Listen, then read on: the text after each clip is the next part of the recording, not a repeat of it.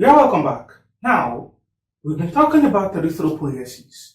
So, we said for erythropoiesis to occur, you need some kind of substances, some kind of material, some kind of requirements. Imagine this. You want to take a tea, right? The tea is your end product, right? The tea. But the tea is going to be made up of some certain things. An example of that is you need your water.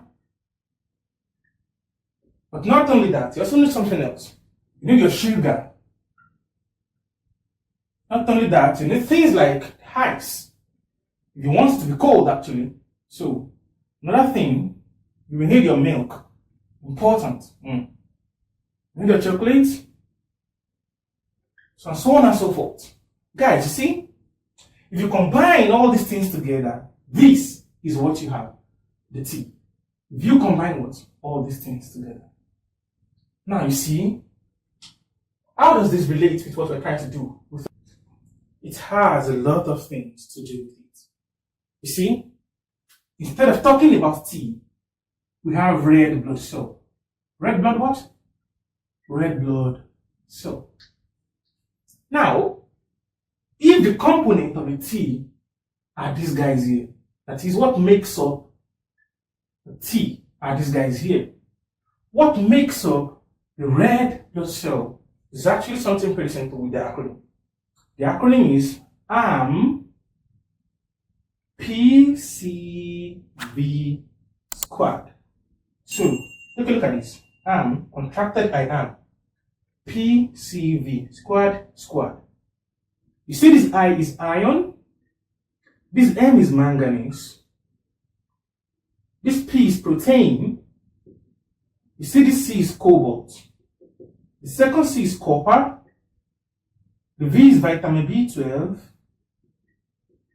and the second V is vitamin C. Vitamin C. And these are the guys you need. These are the components that forms your what? That becomes a red blood cell.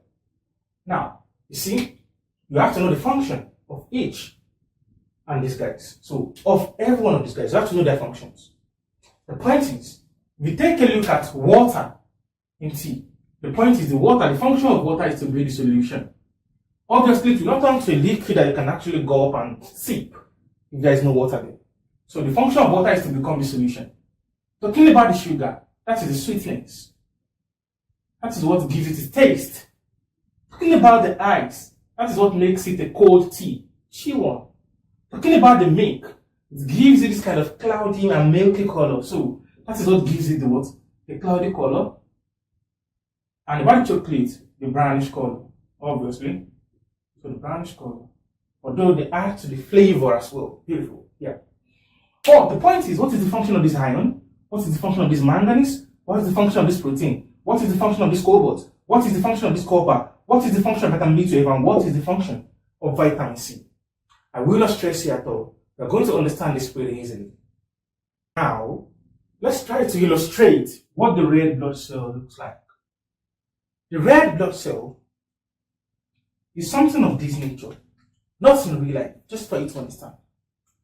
The red blood cell is like a vehicle, like I used to say. Red blood cell is like a what? It's like a vehicle.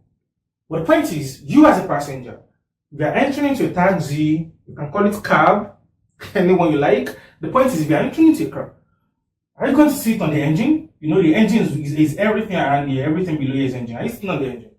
Obviously not. You are actually going to be sitting on some kind of what? Some kind of chair. Cool. So, the point is, the chair is not going to be naked. You have some things like cushions on it. So you won't be sitting on the metallic aspect of the car. So something of such. It can have a backrest as well, but I do not really fancy that. I do not need it. The point is, you see, this vehicle is a red blood cell. And you see this seat that you are looking at.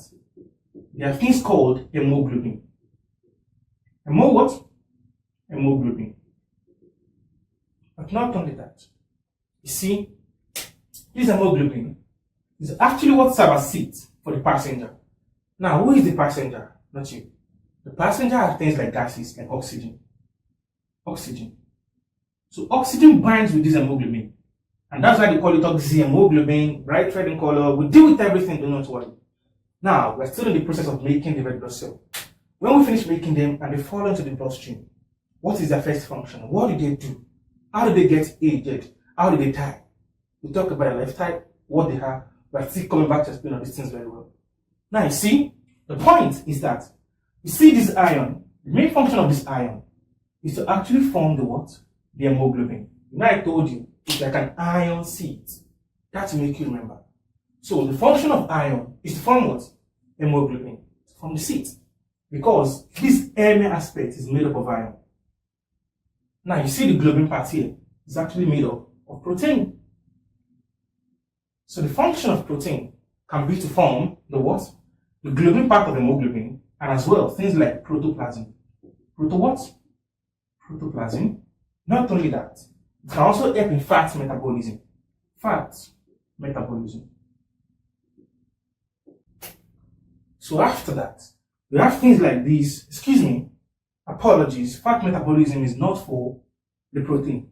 The fat metabolism is for manganese. Yeah, so the fat metabolism is for the function of manganese. So fat metabolism, or you can just say protein and fat metabolism. Protein and fat metabolism. And that is not the end. You see this cobalt. What cobalt forms is that it forms part of vitamin B12. We understand all this thing better, but let me just give you a cheat. Cobalt is a part of what? Vitamin B12. But the question is what? Tell me, as a student of nutrition, what is the scientific name for vitamin B12? They call it cyanocobalamin. See, the cobalamin is actually derived from the word cobalt. So that's cobalt, that's cobalamin. The word cobalt is actually from the word cobalt here. So which makes cobalt a part of what? Vitamin B12. Now, that one aside, what is the function of this copper? The function of this copper is to absorb or release stored iron from the liver. Is to release what? Stored iron from the liver. Release stored iron from the where? From the liver. As simple as that. And then, talking about the vitamin B12 itself, the function of vitamin B12 is maturation of red blood cell. Maturation of red blood cell. It allows it to grow from one stage to the other. Now, next one is vitamin C. The function of vitamin C is somewhat like releasing stored iron from somewhere too. But instead of releasing, it's absorbing. Absorb ions from the small intestine. From the what? From the small intestine. Now, you have some other things that can aid in the production of red blood cell, like folic acid. But the point is, just forget about all those things for now. This is actually enough for you to start driving erythropoiesis to its stages. Now, where to? The point is, before we go somewhere else, let's quickly do a quick recap. The point is, talking about erythropoiesis, we need to talk about the materials needed. And talking about the materials needed, this can be likened to your tea, which is the final product. The final product is red blood cells. Sorry, red blood cell. And the point is, you need all these guys to make them. So, for the formation of red blood cells, these are what you need. The acronym is AMPCV squared. Not only that, the next point is that, as the function of water is to have a solution, the function of iron is to do what? The function of iron is to form hemoglobin. Not only that, as the function of sugar is to bring about the sweetness or the taste, the function of manganese is what? Metabolism of protein and fat. So and so on and so forth. These guys, they have their own function as well. And that is what you've just been given. Now the point is, when you need all these things like water, sugar, ice, milk, chocolate, where do you get them from? Obviously you get them from the store. You get them from the where? From the store. The question is, where do you think you can get all these guys from? Mainly, we get them from the food we eat. And the point is, how do we harness them? How do we reap them? How do we combine them into what? Into a single place where they can be useful for erythropoiesis. That is where we are going to next. So I'll use the other half of the board to do that. But for now, I'll be right back. You're welcome back. Now guys, so let's talk about how we can get all these things straight into the blood. So erythropoiesis can start. Now, right from here, so let's use this other part of the board. Now, not to stress you so much, the point is that you see iron, manganese, protein, cobalt, copper, vitamin B12, vitamin C. Everything can be gotten through food. So, the point is, let's assume we have someone right here. So, consuming all these things. Now, right into the esophagus. And obviously, it is going next to the stomach. So, let's move to this side a little bit.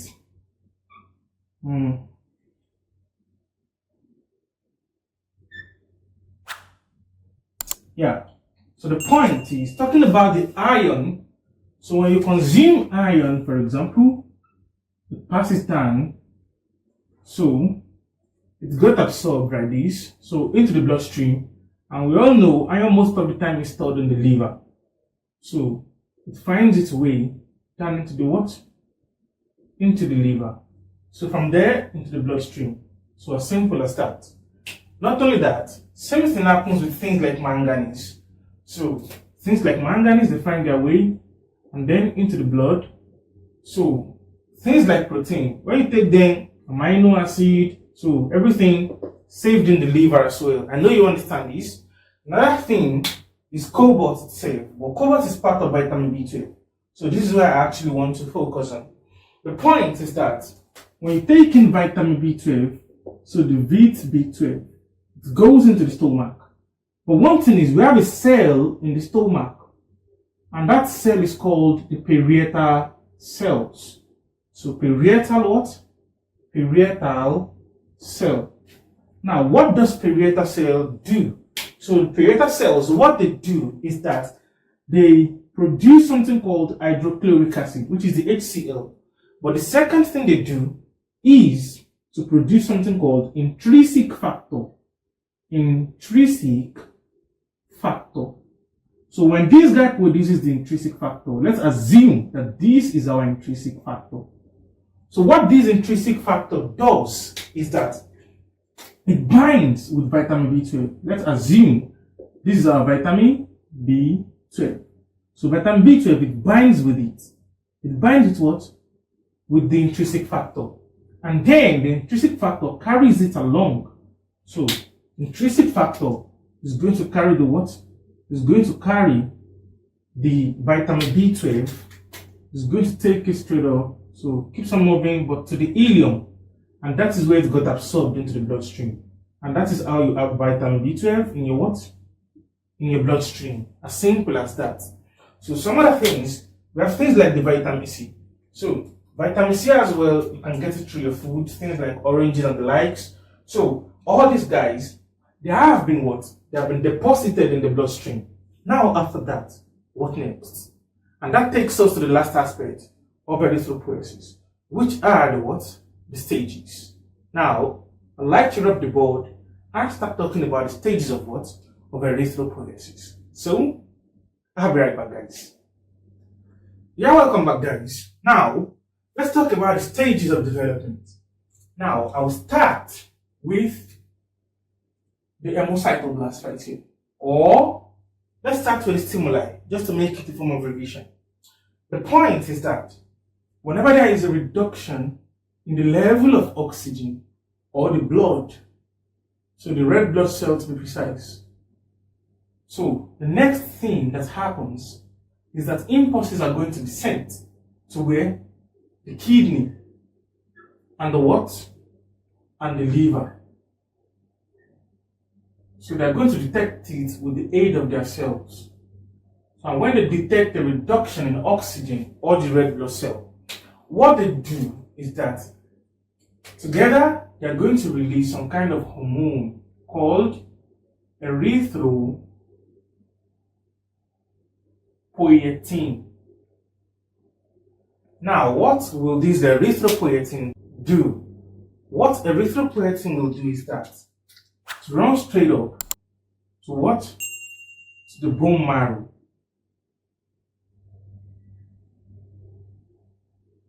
And the point is when erythropoietin comes to the bone marrow, it meets up with a cell. And this cell is called the what? Hemocytoblast. Now, when it stimulates this cell is going to divide into a cell called myeloid stem cell. Myeloid what? Myeloid stem cell. And what will the myeloid stem cell do? Let's assume that this is the myeloid stem cell. The myeloid stem cell will divide through series of stages that are named H. pele, just for the start. I do not want it to mix with these, so I would like to take my arrow further away. So it divides into what? Into an acronym called H. pele for now. Let's just put it here. Now, what is the meaning of that? You see the H is for this hemocytoblast. So forget about the myeloid. So normally, you can always start from pele right here. Now, if you are used to the football world, you know a player called Pele, and that can make the acronym easier to remember. Now, the point is, the myeloid stem cell is going to divide into a cell called P, and that P is pro-erythroblast. Pro-ery what? Erythroblast. Cool. That is the first thing. Now what next? It divides into E. So, the cell continues dividing, and it becomes a new cell right here. And this cell is called early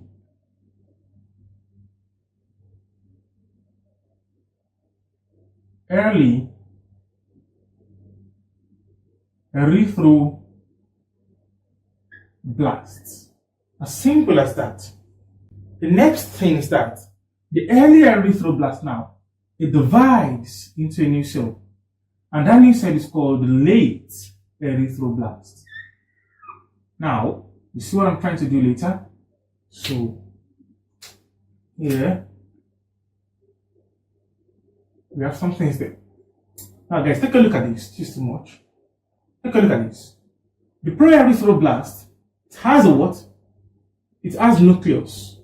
Or you can just call it nuclei for now, for plural. And the point is, let me not stress you, just nucleus, guys. Now, the point is, when it becomes early erythroblast, the nucleus gets what? It got enlarged, it got bigger. Enlarged. And then it has a minute or a small amount of what? Of hemoglobin. Excuse me? Hemoglobin. As simple as that. Now, the next thing, you can see that the nucleus is getting smaller here.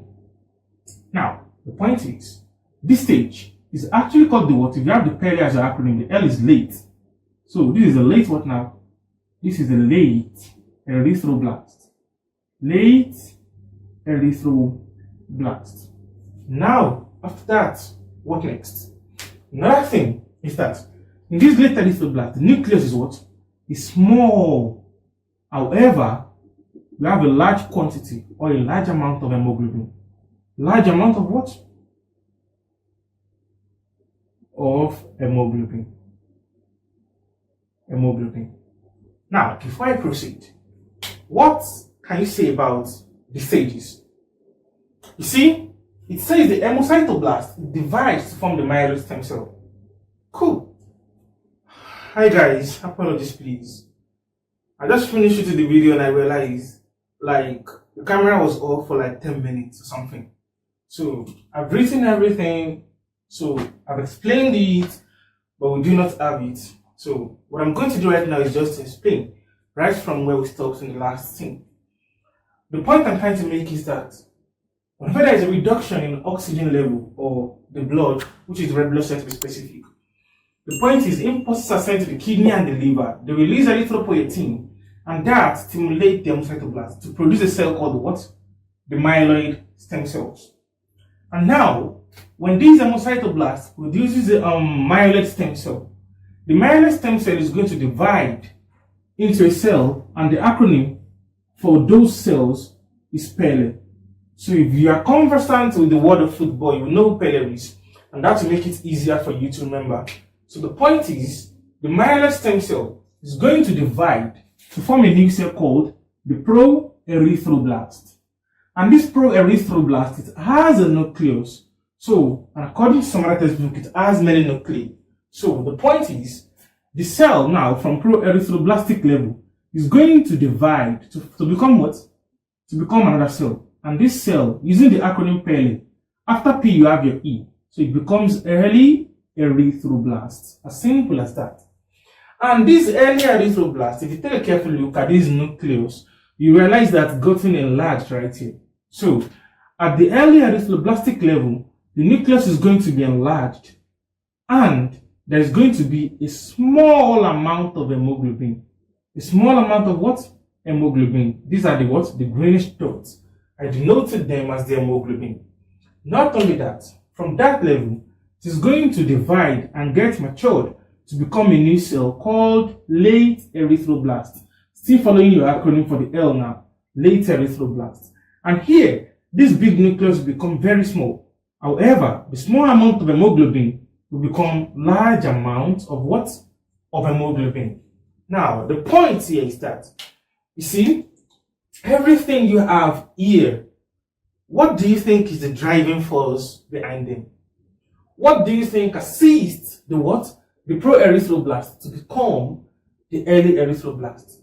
What makes the early erythroblast to maturate into the late erythroblast? The answer to the question is not far-fetched. That is the aid of vitamin B12.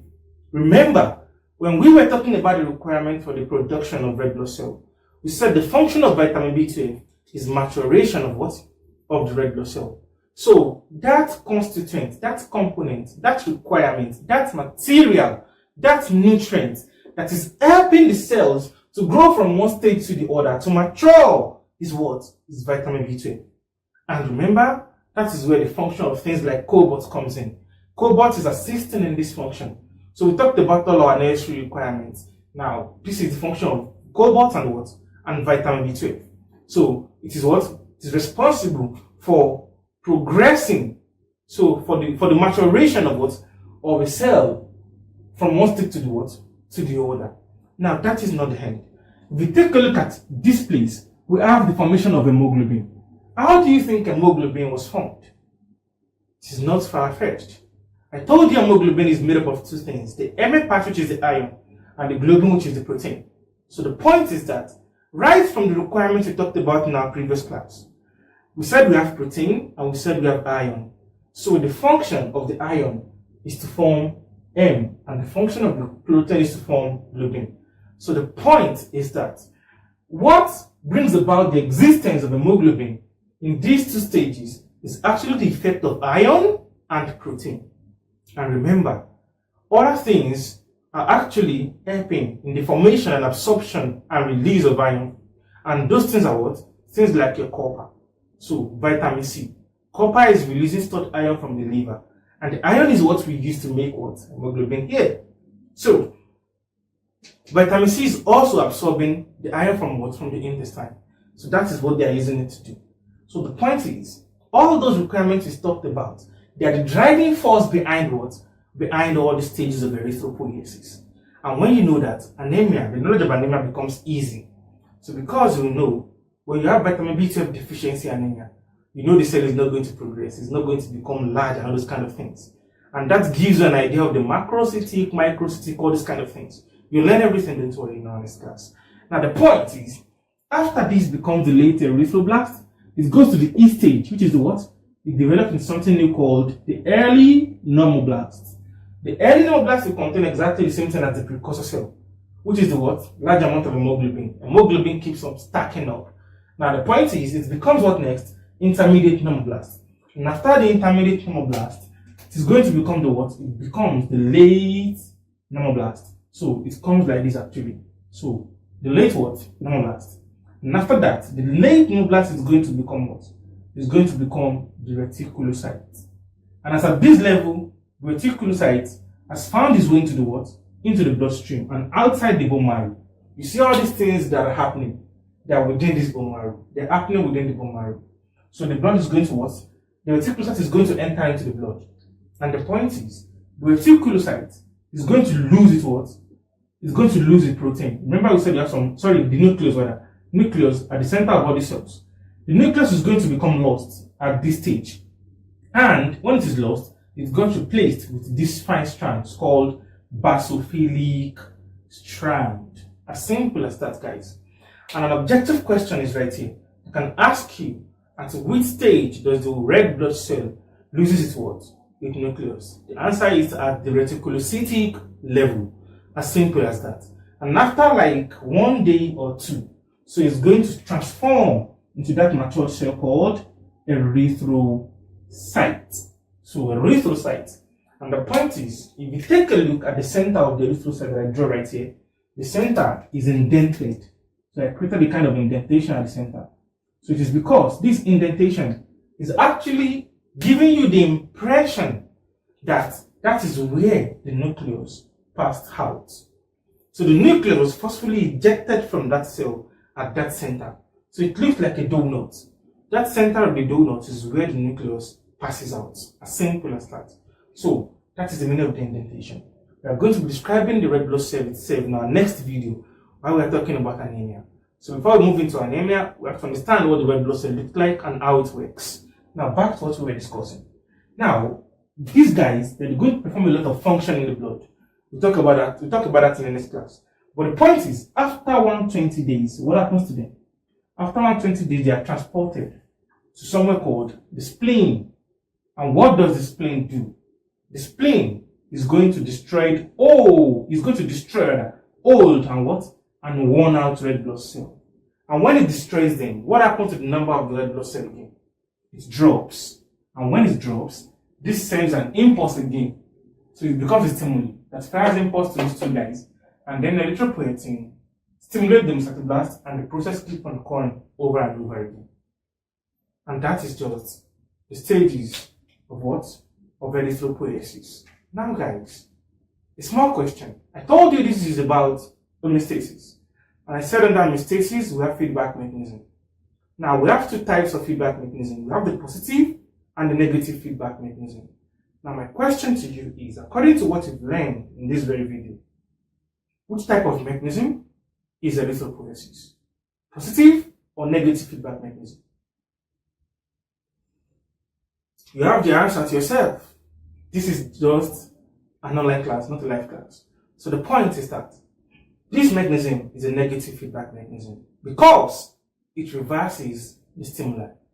The stimuli is a reduction in what? In oxygen carrying capacity, or a reduction in the amount of red blood cell. But at the end, we ended up producing a lot of erythrocytes. So their number increases here. And the point is, when they die again, it reduces and it brings about the stimuli over again. So it is actually a negative feedback mechanism. As simple as that. So guys, I want to believe you understand everything we've done so far. Now, our next class will be starting with anemia by God's grace. So until then, I wish you the very best.